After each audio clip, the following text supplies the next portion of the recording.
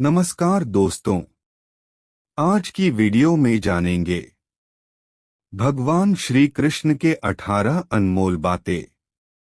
पहली बात, सुख एवं आनंद मनुष्य के भीतर ही निवास करता है, परंतु मनुष्य उसे स्त्री में, घर में और बाहरी सुखों में ढूंढता है। दूसरी बात, भगवान श्री कृष्ण कहते हैं कि उपासना केवल शरीर से ही नहीं बल्कि मन से भी करनी चाहिए। तीसरी बात, मनुष्य की वासना ही उसके पुनर्जन्म का कारण होती है।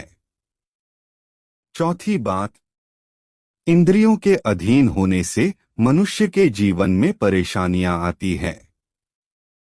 पांचवी बात, संयम, सदाचार, प्रेम और सेवा जैसे गुण सत्संग के बिना नहीं आते हैं।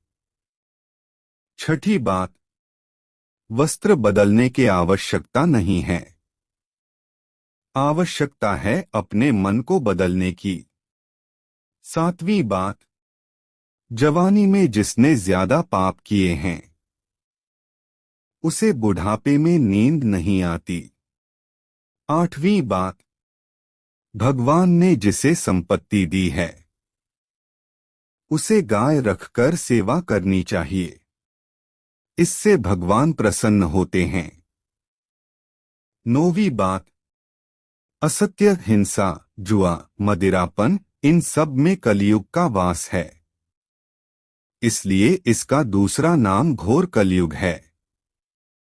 10वीं बात, जो ज्ञान प्राप्त करने के लिए परिश्रम करते हैं उसे अच्छा गुरु अवश्य मिलता है।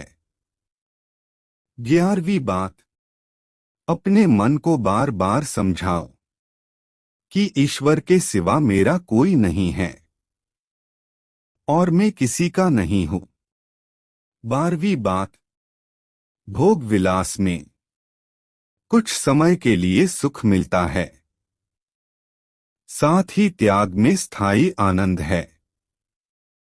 13वीं बात, सत्संग ईश्वर की कृपा से मिलता है, परंतु कुसंगति में पड़ना मनुष्य के अपने हाथ में है।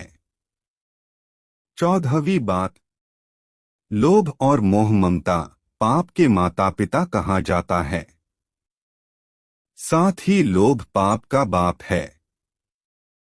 15वीं बात, श्री कृष्ण कहते हैं कि स्त्री का धर्म है रोज तुलसी और पार्वती का पूजन करें, इससे उनकी सुख समृद्धि हमेशा बनी रहती है। 16वीं बात, मनुष्य को अपने मन और बुद्धि पर हमेशा विश्वास नहीं करना चाहिए, क्योंकि ये बार बार मनुष्य को दगा देते हैं। खुद को निर्दोष मानना बड़ा दोष है।